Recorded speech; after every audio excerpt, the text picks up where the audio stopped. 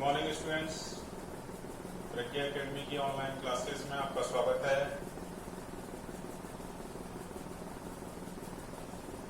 आज नया चैप्टर हम स्टार्ट करने जा रहे हैं, वो है परमाणु एवं अणु। तो परमाणु और अणु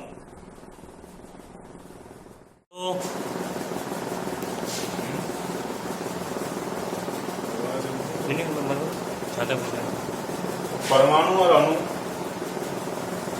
ये कोई आपके लिए नए शब्द नहीं है। ये शब्द आप पहले भी सुन चुके हैं कई बार। 9th क्लास की आपकी जो न्यू बुक आई है उसमें आपका 3rd चैप्टर है परमाणु और अणु। ठीक है, तो स्टूडेंट जैसा कि आप जानते हैं कि मानव जो है प्रारंभ से ही, जब से मानव की उत्पत्ति हुई है तब से मानव जिज्ञासु रहा है। जिज्ञासु का मतलब अपने आसपास जो भी वस्तुएं पाई जाती हैं, अपने आसपास जो भी घटनाएं घटित होती हैं, उन वस्तुओं के बारे में, उन घटनाओं के बारे में जानने का वो प्रारंभ से ही प्रयास करता आ रहा है। ठीक है, जैसे हम देखते हैं कि हमारे आसपास बहुत सारी वस्तुएं दैनिक जीवन में देखते हैं, तो मानव की ये प्रारंभ से प्रयास रहा है कि हमारे आसपास जो वस्तुएं पाई जा रही हैं, उन वस्तुओं का निर्माण कैसे हुआ, वो वस्तुएं कैसे बनी, वो अपने ये भिन्न भिन्न रूप, भिन्न भिन्न आकार उन्होंने कैसे प्राप्त किए। तो इन सारी बातों को जानने का मानव प्रारंभ से प्रयास करता आ रहा है। और उन प्रयासों में सबसे पहले जो है मानव ने समझाने का प्रयास किया। तो प्राचीन समय में चूंकि विज्ञान की इतनी प्रगति नहीं हुई थी, तो प्राचीन समय में केवल ऋषि और मुनि जो हुआ करते थे, जिन्हें कि आज के परिप्रेक्ष्य में दार्शनिक कहा जाता है। प्राचीन समय में उन्हें क्या कहा जाता था? ऋषि मुनि कहा जाता था। जैसे हमारी भारतीय परंपरा रही है, तो भारत का जो विज्ञान है प्राचीन समय में बहुत ही उन्नत रहा है। आज का विज्ञान उससे कहीं ज्यादा पीछे है।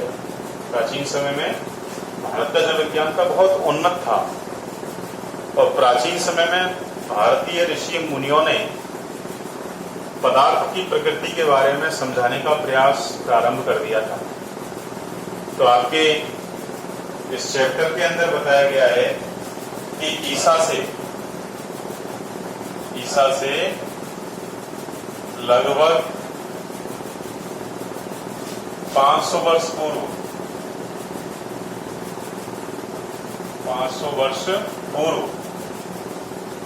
हमारे भारत में एक महर्षि हुए थे जिनका नाम था कनाद। क्या नाम था स्टूडेंट उनका? कनाद, महर्षि कनाद। तो महर्षि कनाद ने सर्वप्रथम जो है पदार्थ की बारे में समझाने का प्रयास किया। महर्षि कनाद ने बताया कि प्रत्येक पदार्थ जो है, क्या बताया उन्होंने? कि प्रत्येक पदार्थ सूक्ष्म कणों से मिलकर बना होता है। किससे मिलकर बना होता है? सूक्ष्म कणों से मिलकर बना होता है। यदि हम पदार्थ को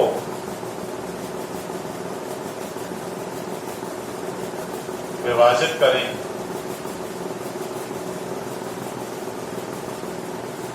तो वह विभाजित होता जाता है। वह विभाजित होता जाता है और एक स्थिति ऐसी आती है, एक स्थिति ऐसी आती है जब उसे और विभाजित नहीं किया जा सकता।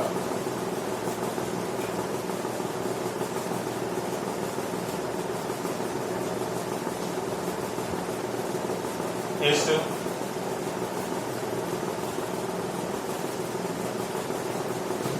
कण को इन्होंने क्या नाम दिया? परमाणु नाम दिया। ठीक है, इस अविभाज्य कण को इन्होंने क्या कह दिया? परमाणु कह दिया, जिसे आगे और विभाजित नहीं किया जा सकता है।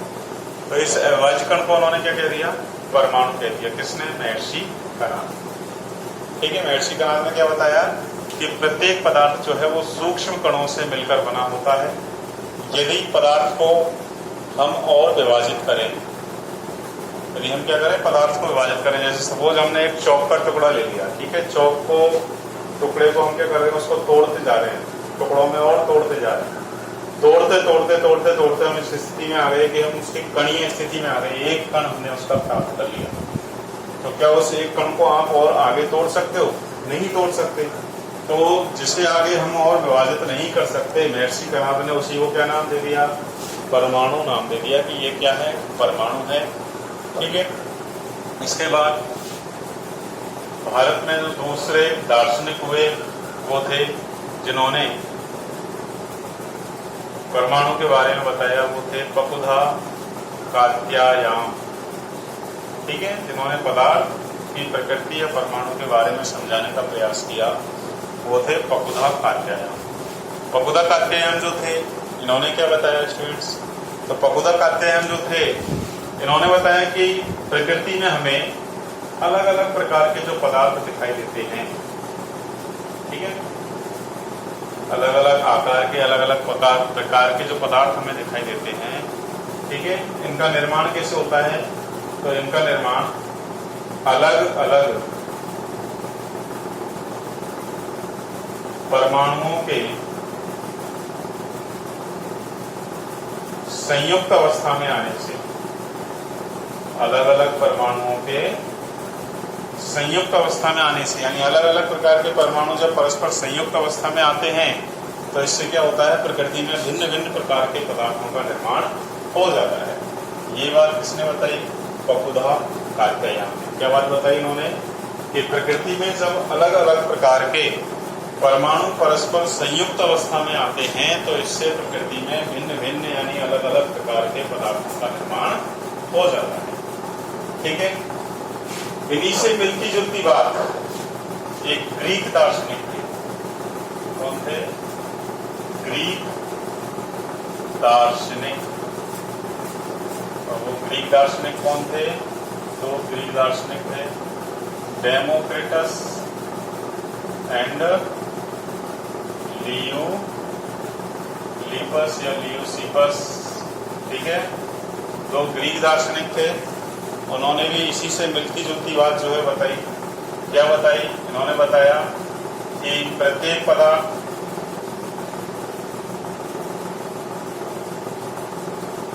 सूक्ष्म कणों से मिलकर बना होता है। प्रत्येक पदार्थ सूक्ष्म कणों से मिलकर बनता है। ठीक है, पदार्थ को विभाजित करने पर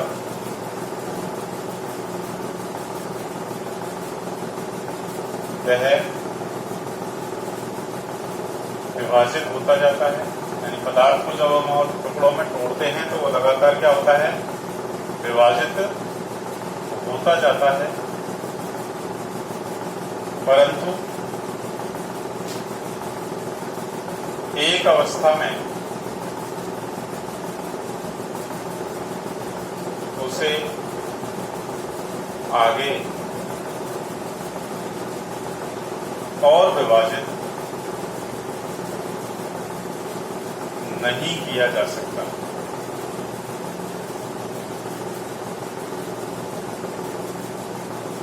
इस अविभाज्य कण को ही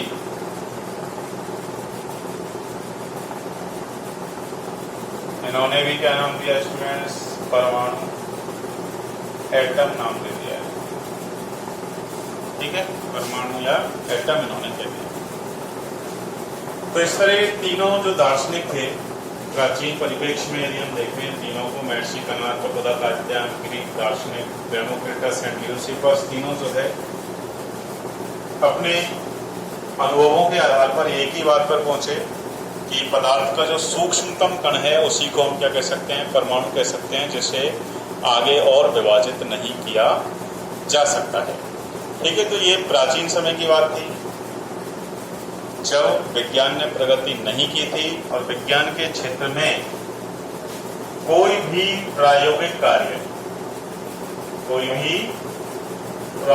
कार्य प्रारंभ नहीं हुआ। यानी उस समय जो भी बात बताई जाती थी वो अपने अनुभवों के आधार पर और सिद्धांतों के रूप में उन्हें प्रस्तुत किया जाता था। प्रायोगिक कार्यों के आधार पर या प्रायोगिक कार्यों द्वारा पुष्टि करके जो है उन्हें प्रस्तुत नहीं किया जाता था। तो उस समय तक जब तक ये बातें बताई गई तब तक जो है किसी भी प्रकार का प्रायोगिक कार्य इस क्षेत्र में संपन्न नहीं हुआ। ठीक है, 18वीं सदी के अंत में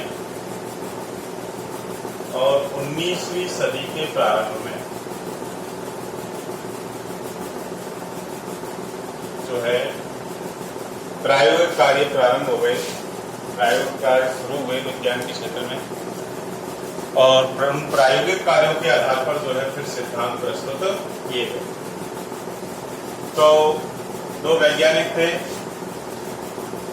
लवाइजिए और दूसरे वैज्ञानिक थे जोसेफ एल प्राउस्ट। लवाइजिए और जोसेफ एल प्राउस्ट जो थे, इन्होंने जो है अपने कुछ प्रयोगों के आधार पर, सामान्य प्रयोगों के आधार पर जो है दो नियमों का प्रतिपादन किया। उन दो नियमों को रासायनिक संयोजन के नियम कहा गया। क्या कहा गया उनको? रासायनिक संयोजन के नियम कहा गया। क्या कहा गया उनको स्टूडेंट्स? रासायनिक संयोजन के नियम। ठीक है, तो उन्होंने क्या किया? प्रायोगिक कार्य किए कुछ, क्योंकि जैसा हमने बताया कि 18वीं सदी के अंत में प्रायोगिक कार्य प्रारंभ हो चुके थे और 19वीं सदी के प्रारंभ में बहुत से वैज्ञानिक जो है इस क्षेत्र में आगे आए और उन्होंने जो है बहुत सारे प्रयोग किए और उन बहुत सारे प्रयोगों में जो है दो वैज्ञानिक थे, लवाइजिए और जोसेफ एल प्राउस्ट। उन्होंने भी जो है अपने प्रयोग किए और उन्होंने जो है अपने प्रयोगों के आधार पर रासायनिक संयोजन के दो नियमों का प्रतिपादन किया। ठीक है, उनमें पहला नियम कौन सा था? पहला नियम था द्रव्यमान संरक्षण का नियम। पहला नियम क्या था स्टूडेंट्स? द्रव्यमान संरक्षण का नियम। और दूसरा नियम था स्थिर अनुपात का नियम। ठीक है, तो इस तरह से इन्होंने दो नियमों का प्रतिपादन किया और भविष्य में परमाणु की संरचना को समझाने के लिए जो है उन्होंने एक आधारशिला तैयार की ताकि उसके आधार पर जो है परमाणु के बारे में और व्याख्या की जा सके। तो इन्होंने नियमों में क्या प्रतिपादित किया, नियमों को किस तरह से इन्होंने परिभाषित किया, उसके लिए क्या प्रयोग किए, ये हम आपको नेक्स्ट क्लास में देखेंगे। तब तक आप इसको बैठ के, क्योंकि मार्केट में बुक्स आ गई हैं, तो अपनी बुक्स से आप इनका अध्ययन करोगे। आज के लिए इतना ही। थैंक्स।